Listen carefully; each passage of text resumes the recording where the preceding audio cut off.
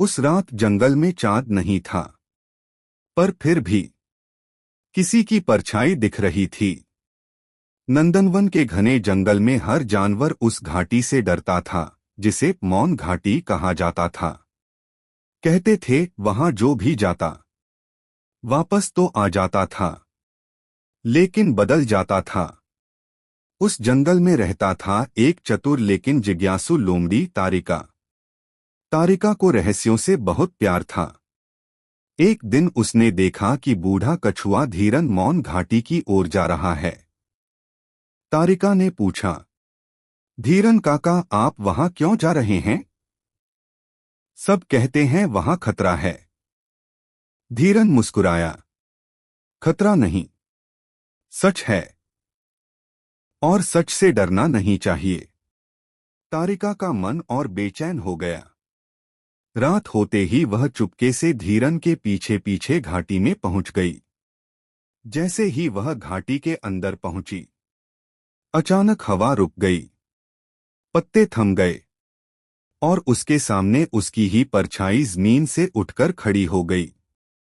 परछाई बोली, तारिका, तुम सच जानना चाहती हो? तारिका का दिल जोर से धड़कने लगा। कौन हो तुम? परछाई हंसी, मैं तुम्हारी इच्छा हूं, तुम्हारी लालसा, तुम्हारा डर। तभी वहां धीरन कछुआ भी आ गया। वह बोला, हर जीव के भीतर एक साया होता है, जो उसे शक्ति भी दे सकता है और विनाश भी। परछाई ने तारिका को लालच दिया, अगर तुम चाहो तो पूरे जंगल की रानी बन सकती हो, बस मेरी बात मानो। तारिका के मन में राज करने का सपना चमक उठा, लेकिन तभी उसे याद आया, उसकी मां ने कहा था, सच्ची ताकत दूसरों को हराने में नहीं, खुद को जीतने में होती है। तारिका ने आंखें बंद कीं और जोर से कहा, मुझे राज नहीं चाहिए, मुझे सच्चाई चाहिए। अचानक परछाई कांपने लगी और धुएं में बदल गई। घाटी में तेज रोशनी फैल गई। धीरन मुस्कुराया, आज तुमने खुद को जीत लिया। अगली सुबह जंगल में खबर फैल गई कि मौन घाटी अब डरावनी नहीं रही।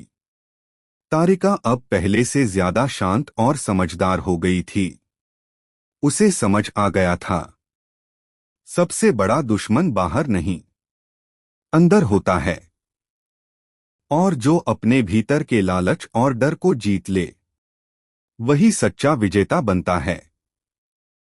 सीख, जो स्वयं पर विजय पाले वही सच्चा राजा होता है। Please like, share and subscribe our YouTube channel.